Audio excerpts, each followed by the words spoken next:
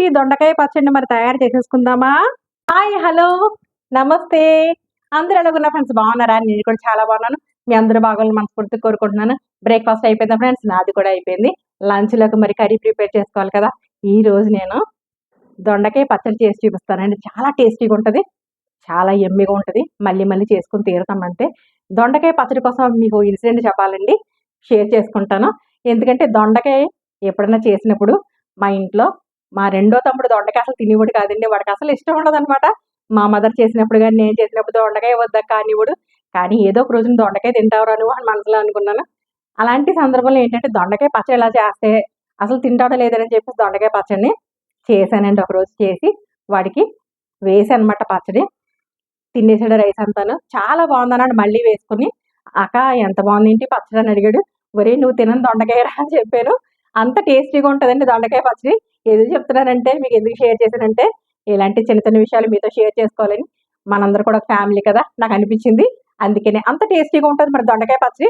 మరే చేసేసుకుందామా? వచ్చేసాను మన కిచెన్లోకి, చేసి చూపిస్తాను. వెలిగించుకున్నానండి, ఒక ప్యాన్ పెట్టుకున్నాను. ఇప్పుడు ఆయిల్ వేసుకుందాం. ఒక 3 టేబుల్ స్పూన్స్ ఆయిల్ వేస్తున్నాను. ఆయిల్ హీట్ ఎక్కిందండి. 1 టేబుల్ స్పూన్ శనగపప్పు, 1 టేబుల్ స్పూన్ మినపప్పు వేసుకుందాం ఆయిల్లో. ఇలా మంచి కలర్ వచ్చే వరకు వేయించుకుందామండి. 1 టేబుల్ స్పూన్ జీలకర్ర వేసుకుందామండి. ఇప్పుడు వేగిపోయినాయండి మినపప్పు, శనగపప్పు ఇవన్నీ తీసేసుకుందాం. తీసుకుని పక్కన పెట్టేసుకుందాం. అదే ప్యాన్లో 1 టేబుల్ స్పూన్ ఆయిల్ వేసుకుందామండి. ఇంకాను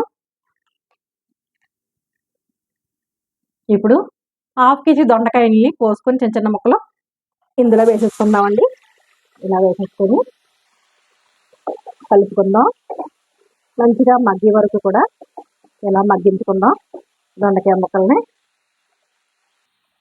ఈ దొండకాయ ముక్కలో 15 పచ్చిమిరపకాయలండి కోసుకొని పొడవుగా చీరుకొని, మీరు తినే కారాన్ని బట్టి మీరు అడ్జస్ట్ చేసుకోండి.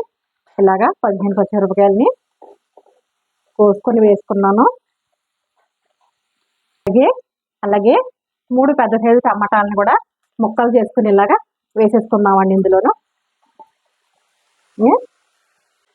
1 కప్పు కొత్తిమీర వేసేసుకుందాం మనం ఇందులోను కలుపుకొని.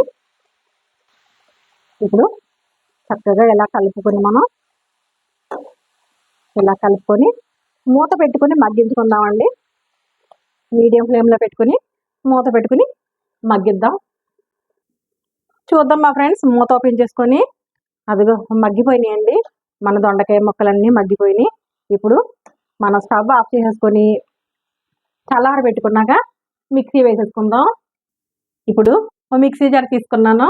అందులో మనం వేయించుకుని పెట్టుకున్న శనగపప్పు, మినపప్పు ఉంది కదా, అలాగే 4-5 వెల్లుల్లి రేకలను వేసుకుందాం. చాలా టేస్టీగా ఉంటుందండి పచ్చడి వేసుకుంటే. అలాగే రుచికి సరిపడినంత సాల్ట్ వేసుకుందాం. ఇందులో ఉప్పు, కొంచెం చింతపండు వేసుకుందాం. ఒక చిన్న నిమ్మకాయ సైజు అంతా చింతపండుని వేసేసుకుందాం. వేసుకుని మనం ఇప్పుడు దీన్ని మిక్సీ పట్టేసుకుని ఇప్పుడు వచ్చాక దొండకాయ ముక్కల్ని వేసుకుందాం. ఇలా మిక్సీ పట్టేసుకున్నామండి. మినపప్పు, శనగపప్పు అన్నీ కలిపి ముందు ఇలా మనం మిక్సీ పట్టేసుకుంటే నలిగిపోతాయి కదా, అప్పుడు ఈజీగా దొండకాయ ముక్కలు నలిగిపోతాయి అన్నమాట. ఇప్పుడు వేయించి పెట్టుకున్న దొండకాయ ముక్కల్ని మనం మిక్సీలో వేసేసుకుందాం. ఇలా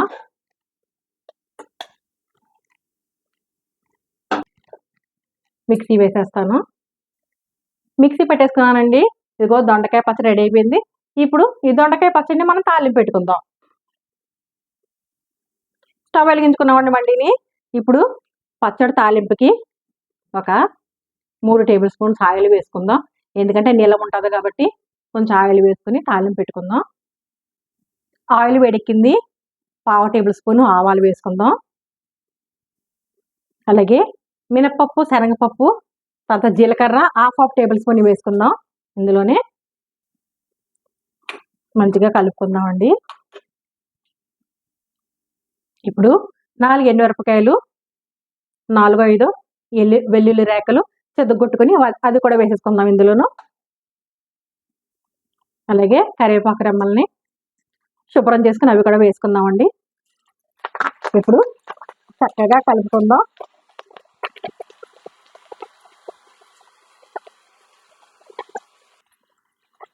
కొంచెం ఇంగు వేసుకుందామండి, చాలా టేస్టీగా ఉంటుంది ఇందులోను.